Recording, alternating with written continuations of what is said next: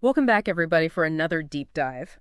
This time, we're going to be looking at something that I think we can all relate to, and that is learning styles. As parents and teachers, we always want to figure out, what's the best way that our kids are learning. So we've Yeah. got a bunch of research here on, the visual learners, auditory learners, Yeah. and the kinesthetic learners. But, one of the things I've always kind of wondered about this whole topic is it actually helpful to label kids this way? Or is there sort of a deeper way to think about it? That's a really good question to start with, Huh. because it really is about Yeah. how do we best support kids. Uh, It's not about boxing them in, Right. saying, oh, you're a visual learner. That's it. We're done. Right. It's more about thinking, okay, this gives us some clues Mm-hmm. about how they might best access information. Um, so, for example, some kids might really light up when you show them a diagram, while others really need to hear you explain something out loud.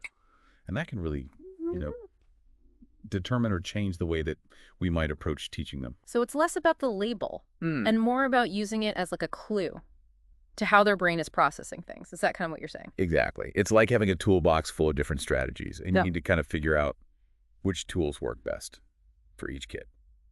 Okay. So let's dive into some of those toolboxes. And let's start with visual learners.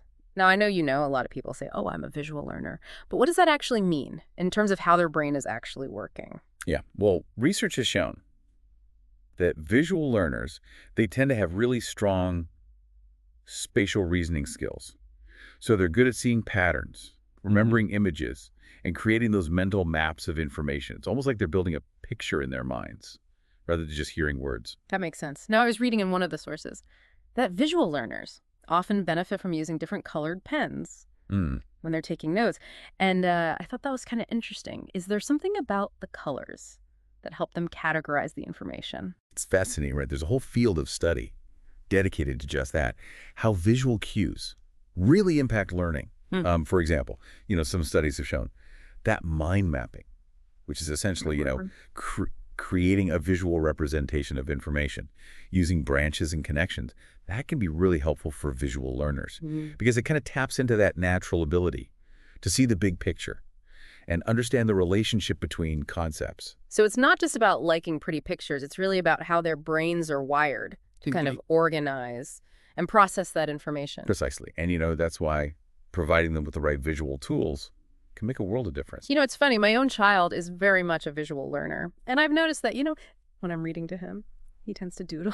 And I used to think that was a distraction. But, I'm kind of thinking maybe he's actually processing the information. Yeah, could very well be.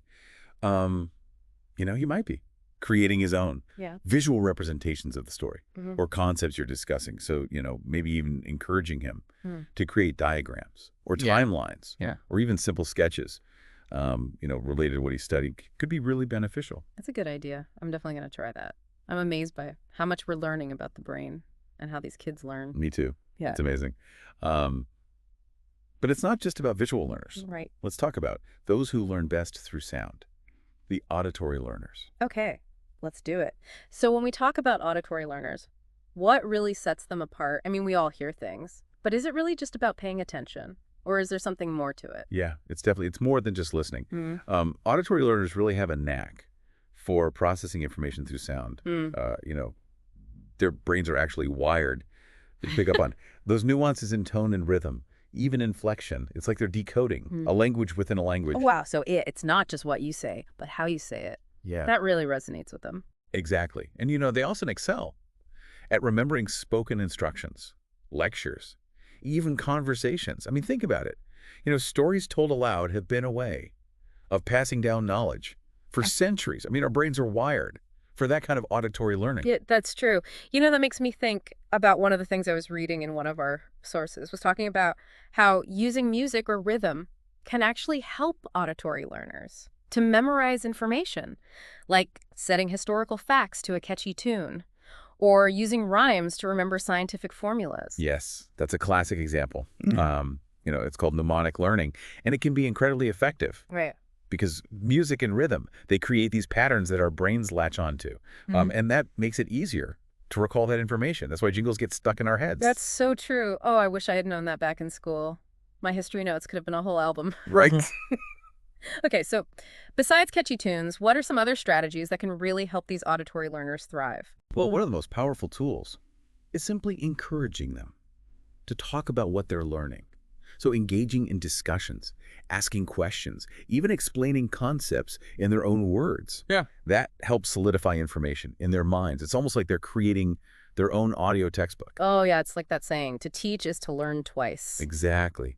And it's not even just about talking to others, Yeah. even talking to themselves, summarizing information out loud. Yeah. Or recording themselves explaining concepts can be really beneficial. Speaking of recording, I mean, podcasts and audiobooks, they must be a goldmine for auditory learners. Absolutely. I mean, they can literally immerse themselves in a world of information through sound. That's true. And even just, traditional lectures and presentations, which some people think are a little outdated, they can be really engaging. For auditory learners, especially, when the speaker uses a lot of vocal variety and incorporates those storytelling techniques. Yeah, for sure. So it's not just about the information itself, it's really also about the delivery and the way that it's presented. That can make such a big difference. This is really fascinating. I'm really starting to realize how important it is to really cater to these different learning preferences. It really is key. So why don't we shift gears now and explore the world of kinesthetic learners, those who learn best, through hands-on experiences and movement. Okay, let's get moving. Okay, so kinesthetic learners, this is where we get into the learning by doing crowd, right? I have a feeling this is going to be... Sauna more than just fidgeting in your seat. Yeah, you got it. For kinesthetic learners, it really is all about connecting mind and body. It's not enough to just hear or see information. They really need to experience it, manipulate it, feel it in their hands. Yeah. One of the articles we have actually talks about how traditional classroom setups can be a real struggle for them. All that sitting still, listening passively. Right. It's almost like their brains are saying, let me out of here. Yeah, and it's not that they're not paying attention. It's just that their brains are wired for that active engagement.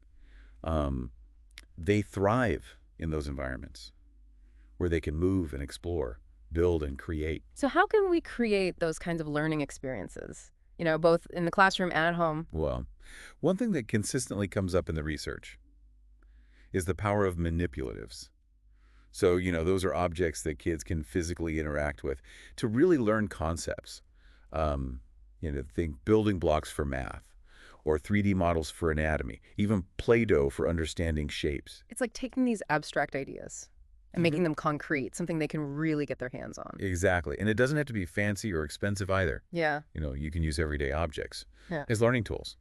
Buttons for sorting, string for measuring, even cooking can be a kinesthetic learning experience. That's such a good point. I'm thinking about all the ways that we can incorporate this at home. What about, in a classroom setting? What would that look like? Well, think hands-on experiments, building projects, role-playing historical events, anything that really gets them up and moving, using their whole bodies to learn. Oh, I remember reading a study where students were learning about fractions by baking a cake. They had to measure the ingredients, divide the batter, see those fractions come to life. Yeah. Right in front of them. Yeah. It's so much more engaging. Yeah. Than just looking at those numbers on a page. That's for sure. Right. It's making me realize that we often kind of limit ourselves to just one way of teaching, when really there are so many different ways to engage these kids and really make learning come alive. And the beauty of it is these different approaches can benefit all learners, not just those who identify as kinesthetic, that multisensory learning, where we're engaging multiple senses at once. That's a really powerful tool for everyone. Think about creating a learning experience that incorporates visual aids, sound movement, even smell and taste, if appropriate. That's a great point. So as we kind of wrap up our deep dive today into learning styles, what's the biggest takeaway you want our listeners to walk away with? I think the most important thing to remember is that every child is unique. There's no one-size-fits-all approach to learning. And by understanding these different learning styles, we can create more supportive and engaging learning environments where every child feels seen, understood, and empowered to learn in their own way. That is a beautiful thought to end on. And it's not just about kids. I think we can all benefit from reflecting on our own learning styles and how we can best support our own learning journeys. So thanks for joining us on this deep dive. We hope it sparked some new ideas and inspired you to embrace the wonderful diversity of learning styles.